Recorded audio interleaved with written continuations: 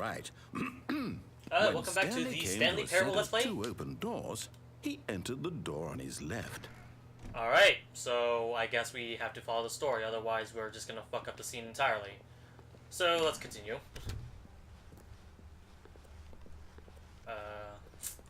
Okay, we're in this area now. It doesn't look all fucked up. Yet there was not a single person here either. Feeling a wave of disbelief, Stanley decided to go up to his boss's office, hoping he might find an answer there. Okay, solve the, Okay. Boss's office. I guess I can't, like, distract myself too much. Broom closet? Why would there need to be a closet for a broom? Okay. Coming to a staircase, Stanley walked upstairs to his boss's office. Okay. Where's the boss's office? Oh, I guess I just have to look up any doors that's like opened. I'm so fascinated by like closed doors. I don't know why. Stepping inside his manager's office, that's Stanley was once again stunned to discover not an indication of any human life. Shocked, unraveled, Stanley wondered in disbelief who orchestrated this, until he saw the door with a voice receiver next to it. Surely behind this door lay all the answers to his questions. And beyond all probability, he knew the passcode. He had seen it on his boss's computer just last week. Night Shark 115. Was this the code to open the door? Would it still work? There was only one way to find out. Stanley had been trained never to speak up, but now he would draw from within himself the courage to face the unknown. He drew a sharp breath and then spoke the code. How do I do that? How do I spoke the code? 115, fuck, shark bait? Got... Stanley spoke the code. Night Shark 115. Do I type it? He spoke it into the receiver, right there on the wall. Oh. Speak clearly to the receiver. I'm doing that! I'm sorry, is there a problem? You didn't mishear me, did you? Please speak Night the Shark code into the receiver. 115. Otherwise we can't get doing it on in the microphone. story. I just this typed is it. A crucial step. I'm sorry, but I can't do it. The game doesn't give me the choice there. Okay, fine. You're not gonna do it, but you know what? It's pretty humiliating to bring you this far, only for you to suddenly decide you have better things to do. I asked you for this one single thing, for your respect. The kind of respect Stanley shows for his choices. I didn't have a choice that time, so you're kind of making me feel a little bit guilty for the actions I can't do now. Then why did you come here? You had a choice, you know. You could have gone through the door on the right. Oh, I see what oh, clever girl. Say something to me. Explain yourself, you coward. Wow. This game is a fuck. Set of two open doors. He entered the door on his left. Oh. Am I seeing myself? Oh, I can't. Stanley? Hello? Are you... Is everything okay? Stanley, please. I need you to make a choice. The end? What? Already? We're only 3 minutes in! Are you listening to me? Thank you for playing Stanley Parable. Can you hear me? Okay. Is everything alright? Stanley, this is important. The story needs you. It needs you to make a decision. It cannot exist without you. Do you understand me? Whatever choice you make is just fine. They're both correct. You cannot be wrong here. We can work together. I'll accept whatever you do. I simply need you to take that step forward, please. It's a very good like meta humor in terms of like the player and what they need to do inside the games. Like whenever you need to make a decision, or if you can make the right decision, or if you deliberately make the wrong decision, then it's gonna really bite you in the ass. You hear me? At the same time, it's also kind of a little bit funny considering how they kind of promote that idea to, so that you could, like, get a lot more fun out of making the wrong decisions, you know? Time to make sure get more humor, get more jokes, and get even, like, a moral lesson at the end as well. That's all right. I'll wait for you to decide what's the right thing to do. Take as much time as you need.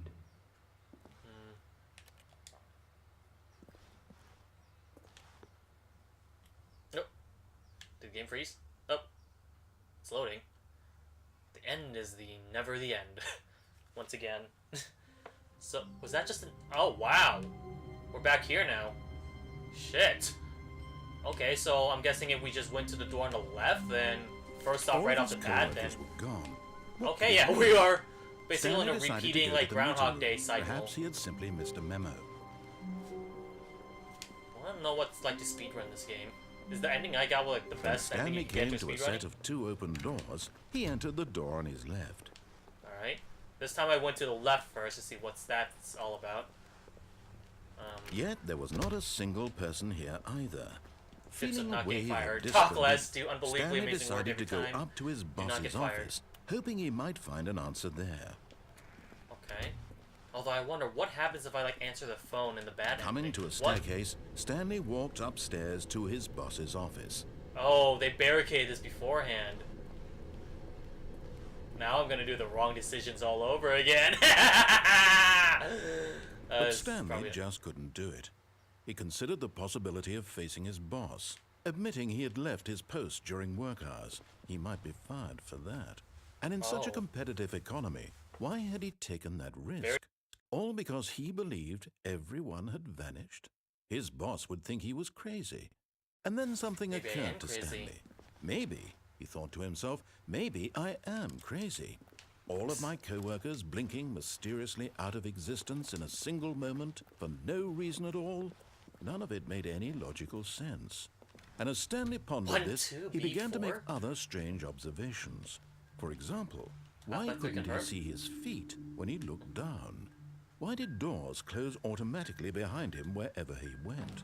And for that matter, these rooms were starting to look pretty familiar. Were they simply repeating? No, Stanley said to himself, this is all too strange. This can't be real. And at last, he came to the conclusion that had been on the tip of his tongue. He just hadn't found the words for it. I'm dreaming! He yelled. This is a repeating cycle. Dream. Oh, what a relief Stanley felt to have finally found an answer, an explanation. His co-workers weren't actually gone. He wasn't going to lose his job. He wasn't crazy after all. And he thought to himself, I suppose I'll wake up soon. I'll have to go back to my boring real-life job pushing buttons. I may as well enjoy this while I'm still lucid. So, he imagined himself flying and began to gently float above the ground.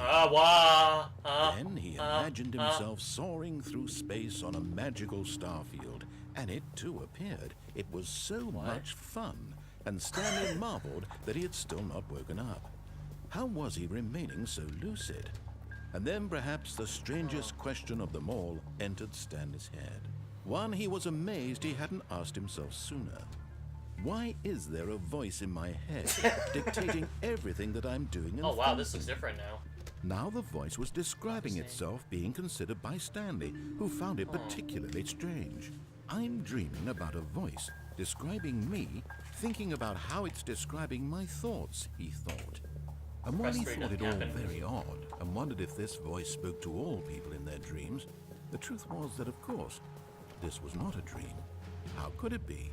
Was Stanley simply deceiving himself, believing that if he's asleep, he doesn't have to take responsibility for himself? Stanley is as awake right now as he's ever been in his life. So, what about Now, the stars, hearing a voice speak these words was quite a shock to Stanley. After all, he knew for certain, beyond a doubt, that this was in fact a dream. Did the voice not see him float and make the magical stars just a moment ago? How else would the voice explain all that? This voice was a part of himself too. Surely, if he could just... He would prove it. He would prove that he was in control, that this was a dream. What if So the he narrator closed his is eyes Stanley? gently, and he invited himself to wake up. He felt the cool weight of the blanket on his skin, the press of the mattress on his back, the fresh air of a world outside this one. Let me wake up, he thought to himself. I'm through with this dream. I wish it to be over. Let me go back to my job. Let me continue pushing the buttons. Please, it's all I want. I want my apartment, and my wife, and my job. All I want is my life exactly the way it's always been. My life is normal. It's normal, I am and everything will normal. be fine. Everything will be fine. Is this another ending that I just got? I am okay. If I wake up and I'm still in the same room?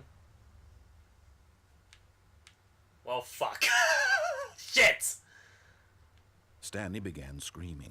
Please, someone wake me up. My name is Stanley. Oh my god, fucking voice in my head. Office. I am real. Please, just someone tell me I am real. I must be Oh my real. god, everything's like blinking red. Hear my voice? Stanley, I hate to break it to you, but you're a video game character. You're a video game character. You're not real. And you cannot be real unless someone cosplays you. This is the story of a woman named Mariella. What? Mariella woke up on a day like any other. She arose, got dressed, gathered her belongings, and walked to her place of work.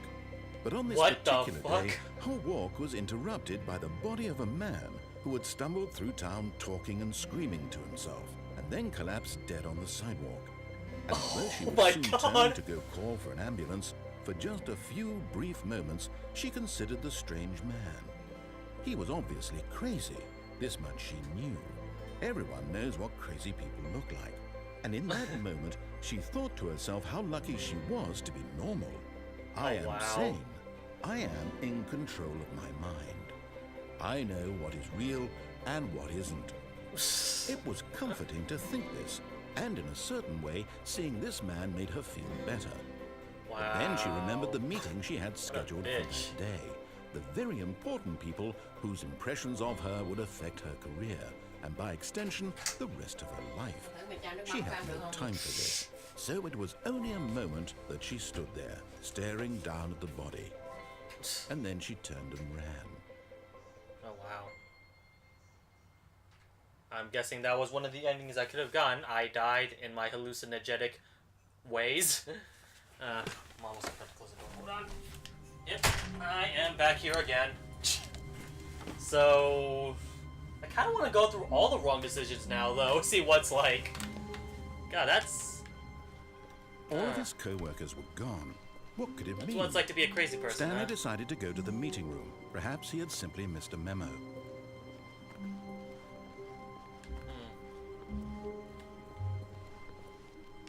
But yeah.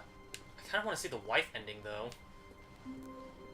Let's see what happens if I go to the right side and talk to my wife and see what happens there. Open doors. This was not the correct way to the meeting room, and Stanley did perfectly well.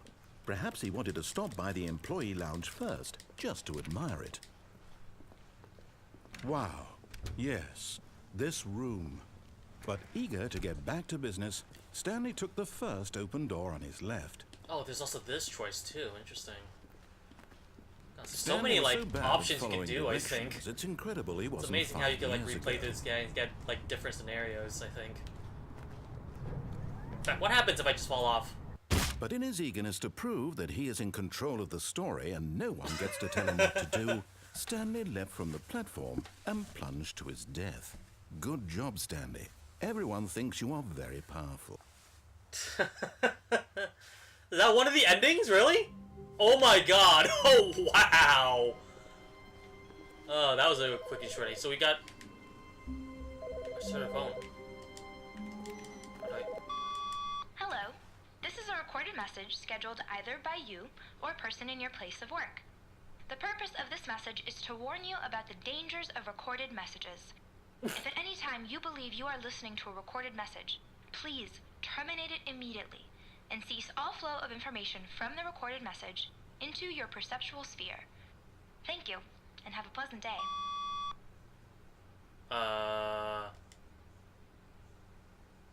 Okay. It's just telling me to ignore it, I guess, even though that's... okay. This game has, like, a lot of meta here, where I will say... So, yeah. When Stanley came to a set of two open... This was not the correct way to the meeting once again, we're going back to the wife ending. Perfectly well. This time we're Perhaps not he wanted to stop by the thing. employee lounge first, just to admire it. The lounge was sublime. Unless a work of art. The true ending was like the one that actually says the end and Stanley actually goes for the credits. Open door on his left. That might be an actual ending rather than like an abrupt end or a death. Stanley was so bad at following directions, it's incredible he wasn't fired years ago. Alright. Look, Stanley, I think perhaps we've gotten off on the wrong foot here. I'm not your enemy, really, I'm not. I realize that there's also investing this your trust way in too, someone like if else I can like be get off the difficult, railings and then but go the to that fact door. is that the story has been about nothing but you all this time. Alright, I'm gonna go with white one first to see what that's like. It's definitely like, oh, I want to do everything in this game now. Stop trying to make every decision by yourself. Now, I'm not asking for me. Nope, this is for my viewers and audience. Okay, asking for her. This time I'm gonna follow my wife. Your See chance what to redeem yourself. she wants me. To put your work aside. To let her back into your life. She's been waiting. That's her, Stanley.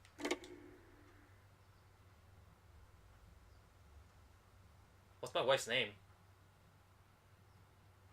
427. Oh, Stanley, is that you? Hold on, sweetie. Sorry to keep you waiting. I'm just pulling the bread out of the oven. Please tell me I'm not gonna get cheated on. Okay, there we go. All right, now, I want you to come in and tell me all about your day. What? Gotcha. I knew it. Oh, come on. Did you actually think you had a loving wife who'd want to commit their life to you? I'm trying to make a point here, Stanley. I'm trying to get you to see something. Come inside. Let me show you what's really going on here. You know, this is probably a bad time to say this, but I just got recently broken up by my current girlfriend. So, that kind of, like, pours a little bit more salt in my already devastating life. But, what the hell? Why is it bed here? This is a very sad story about the death of a man named Stanley. Good morning, employee. Press RB on your gamepad. Stanley is quite a boring fellow. Oh. He has a job that demands nothing of him, and every button that he pushes is a reminder of the inconsequential nature of his existence. I see. What if I press the wrong button? Am I gonna...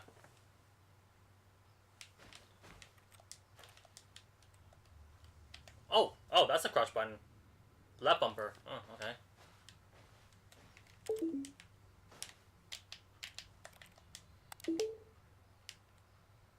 Oh, this seems like a boring ending. So, what is this telling me? That going for lust for women means that you're gonna be forever bonded to a menial life?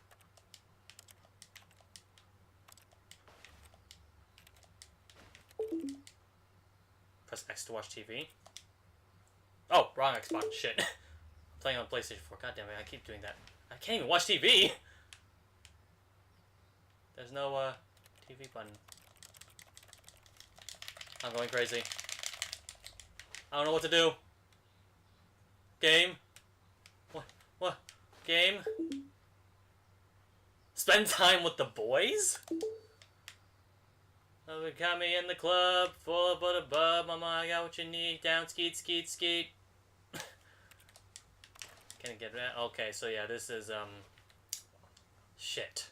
Now the game's forcing me to follow directions. Unless... Prepare for dinner? What if I don't press the button? What happens then? Please press the B button. Although, but it does say please.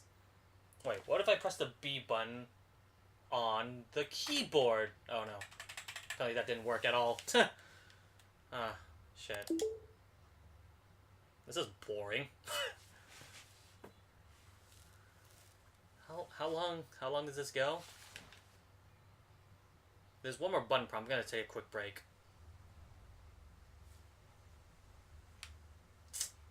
There's only so much I could do to entertain the audience. Tell your kids a story. Alright, yeah, I'm gonna take a quick break, see if there's... This is never ending. We'll be right back with the next episode of the Stanley Parable. Stay tuned.